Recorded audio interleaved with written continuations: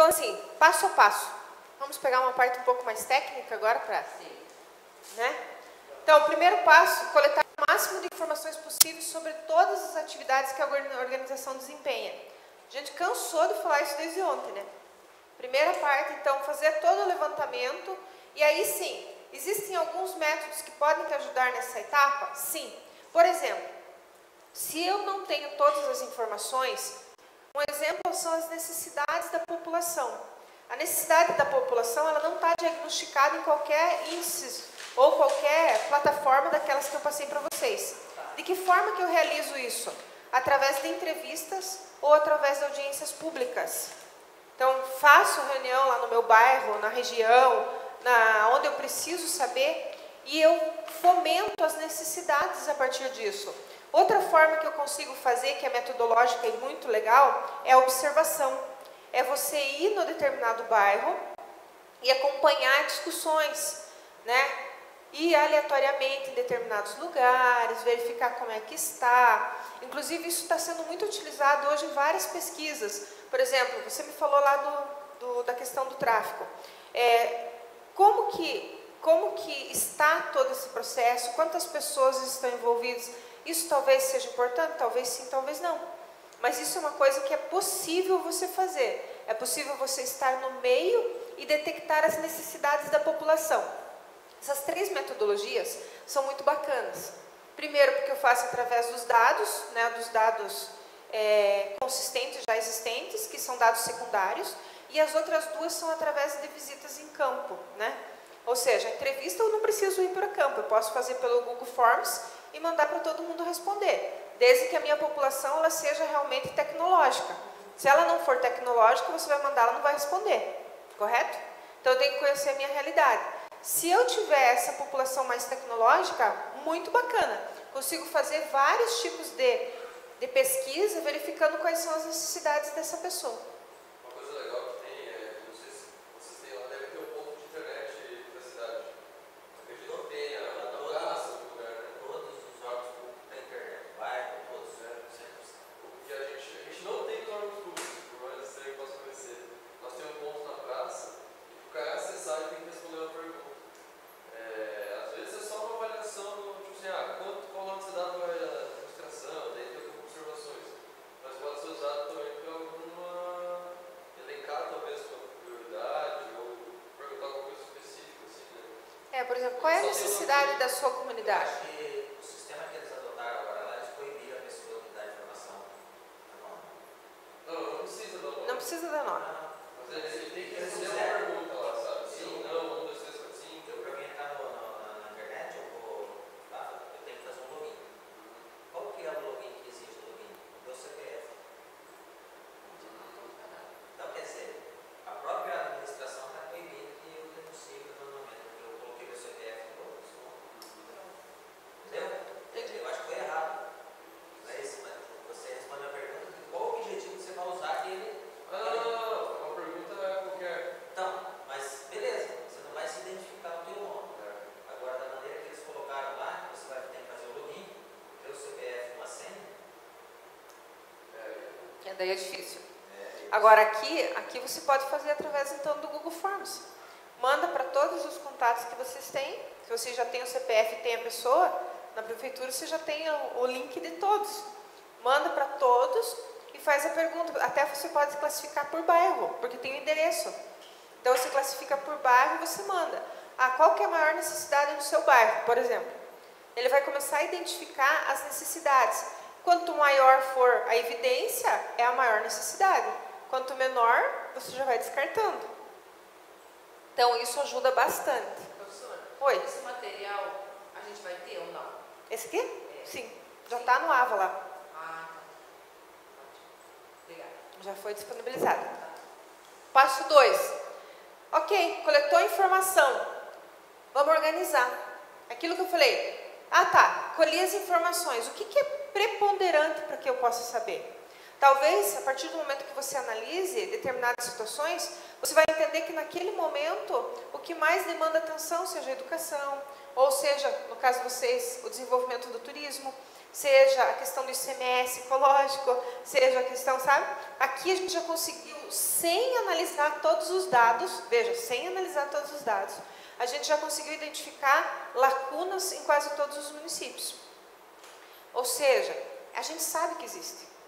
Agora, como que eu vou trabalhar isso? É justamente estabelecendo graus de prioridades. A partir do momento que eu conseguir levantar todas as informações, eu vou trazer essas informações e vou organizar. O que é importante para o planejamento? Saber da saúde. O que é importante saber para a educação? O que é importante saber...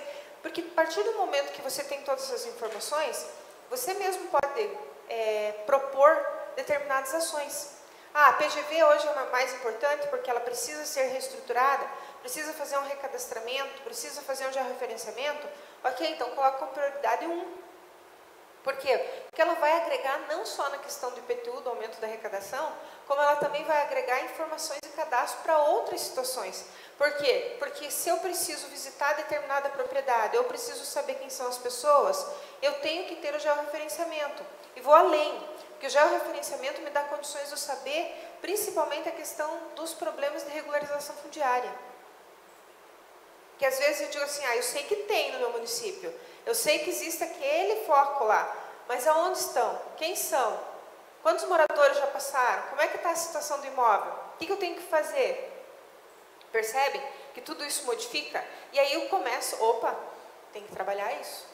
Essas informações, quem vai trabalhar, eu diria sempre o seguinte, quando nós fazemos um diagnóstico, terminou a primeira etapa, a segunda etapa você já compila todas as informações, independente se você vai fazer o uso dela agora ou vai fazer o uso dela depois. No caso dos vereadores, eles vão fazer o uso do tempo todo de todas as informações. No caso do planejamento, que é a parte de Secretaria de Obras, ela vai usar frações das informações. Tá? Porque vocês vão usar o todo para poder discutir se aquilo é viável ou não.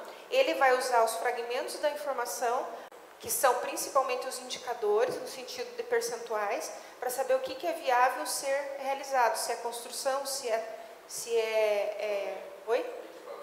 equipamento ou se é qualquer outro tipo de situação de malha viária ou de mobilidade ou de... até o vereador perguntava assim, como é que faz para a questão de mobilidade? Tem um projeto específico? Não, tem um projeto de acordo com a necessidade de cada município. Existe uma legislação que emana a questão da mobilidade. Só que aí volta lá no primeiro item. Se meu planejamento urbano não foi bem realizado, provavelmente o meu processo de mobilidade ele está complicado. Por quê? As calçadas foram feitas de que forma? Foi atendido a questão de antiderrapante, etc, etc, ou as pessoas caem da maneira que... Então são pequenos detalhes que antes não era atentado. O importante era estar bonito. Não é verdade? Agora não, a questão não é estar bonito, a questão é estar seguro. A questão é atender uma legislação ambiental, a questão é atender... Então, assim, eu preciso estar antenada a todas essas informações. O meu município não está de acordo com isso? Ok, então você vai ter que fazer e verificar na PPA o que foi estabelecido disso. Não foi estabelecido nada, mas no meu Código Tributário prevê a questão de edificação por parte do proprietário ou prevê a questão do município construir e ele pagar. Você vai ter que começar a olhar pelas legislações. Como que eu posso fazer esse trabalho? Tá? Então, essa parte da mobilidade, ela é muito importante. Primeiro, como é que está a questão dos ciclistas? Os ciclistas têm um espaço para poder trafegar ou, na verdade, eles estão acompanhando os veículos da mesma forma? Porque aí eu estou falando de segurança e mobilidade. Tá? Então, isso já não é mais um critério de... eu vou ver se eu vou fazer. Gente, se você quer ter segurança no teu município, se você quer ter uma mobilidade efetiva, se você quer ter uma tranquilidade, ainda mais o seguinte, vocês estão falando o tempo todo que vocês têm uma população que está se caminhando para uma população mais idosa. A população mais idosa, a maioria das vezes ela caminha, ela não vai de carro, ela prefere já caminhar para poder ter pelo menos uma caminhada diária. Mas se eu não tenho uma calçada larga, fica muito difícil as pessoas quererem caminhar. Ou elas vão caminhar pelas ruas, que aí aumenta o contexto do perigo. Então, essas observações eu tenho que falar e tenho que observar. Como que está a questão da rede de esgoto? Como que está a questão das valas? Como que está como é que está toda essa parte de trânsito, de modo geral? Eu cuido, não cuido? Como é que estão os semáforos? Como é que está, sabe? Ah, os semáforos são só para os carros. Percebe que você começa a entender uma série de coisas?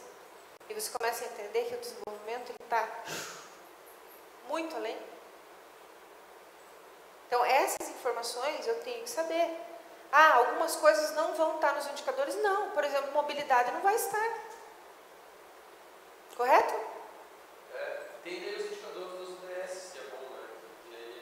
Que ajuda. Isso. E isso vocês podem pedir para o departamento de obras, né? Que ele vai te informar o que foi feito, como que está, qual é o planejamento, né?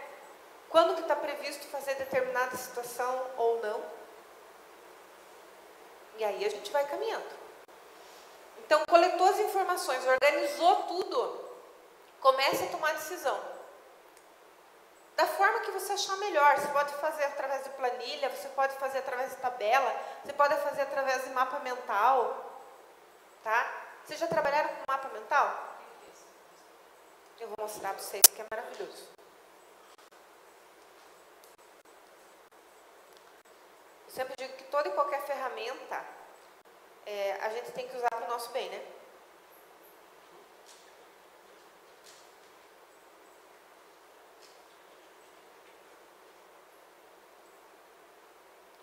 Ó, isso daqui, por exemplo, é uma imagem do mapa mental, tá? O que eu pego? Eu pego um eixo central, por exemplo, saúde. Aí eu pego saúde e eu vou identificar todas as questões que foram realizadas de um lado, por exemplo, e tudo aquilo que é necessidade do outro, ou vice-versa. Deixa eu pegar um mais tranquilo. Ó, estratégias de ações, tá vendo? Aqui você consegue, deixa eu abrir ele maior para vocês.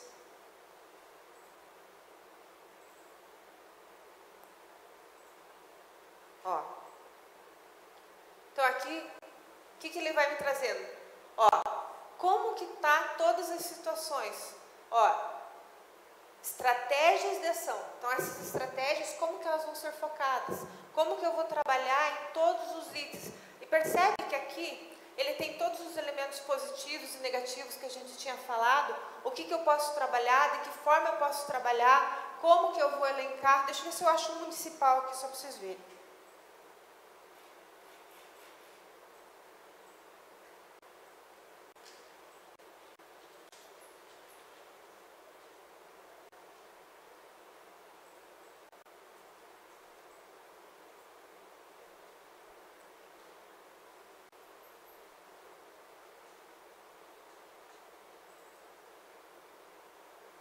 Ó, administração colonial. Poderia colocar aqui administração rural, administração tudo. Por que isso daqui ajuda? Porque eu faço, quer ver, ó? Eu faço de uma forma que eu consigo linkar tudo que eu quero numa única imagem. E tem sites gratuitos para isso. Então, deixa eu pegar aqui.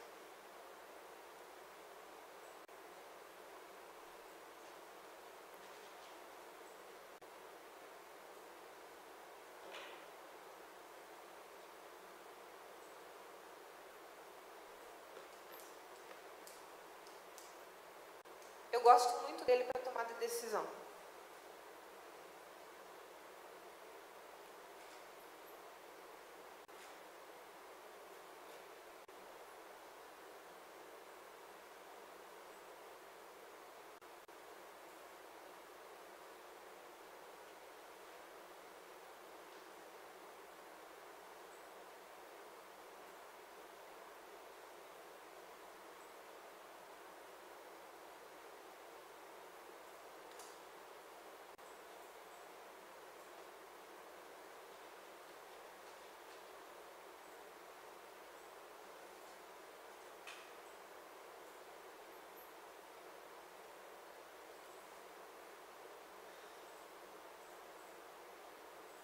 Ó, aqui está mais simples, não está tão poluído, então achei melhor abrir para vocês. Esse aqui eu fiz por uma questão de uma pós. Então, como que ficaria todo esse contexto? Uma pós que estava sendo ofertada, quantos alunos estavam faltando da turma A, da turma B, da turma C para concluir, quantos deles fariam aquele mesmo módulo naquela turma, e aí eu trouxe aqui quanto de alunos tinha em cada turma. Então, assim, eu consegui, dentro do mesmo, uma estrutura, verificar o todo. Então, eu digo que esse daqui é muito legal. Recomendo, tá? Se vocês quiserem baixar, quer ver? Deixa eu ver aqui. Eu falei que ia dar bastante ferramenta, né?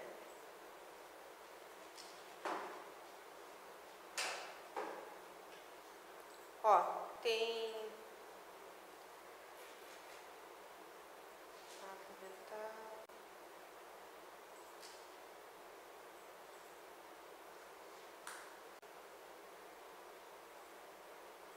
Tem 7 aplicativos, gente. Dos 7 aplicativos, a maioria deles é gratuito, tá? Então, eu gosto muito do Xmint. Eu acho ele sensacional para trabalhar. Primeiro, baixe o 8, porque o 10 ele é mais chato. Agora, o 8, ele é um software bem tranquilo, né? Bem aplicado, e você consegue trabalhar muitas ferramentas. Por exemplo, vocês que têm muita questão de logística e prazo de obra, você consegue elencar etapa por etapa de obra no mapa mental. Vocês com projetos do legislativo, você também consegue colocar etapa por etapa de cada projeto que você segue. Bacana?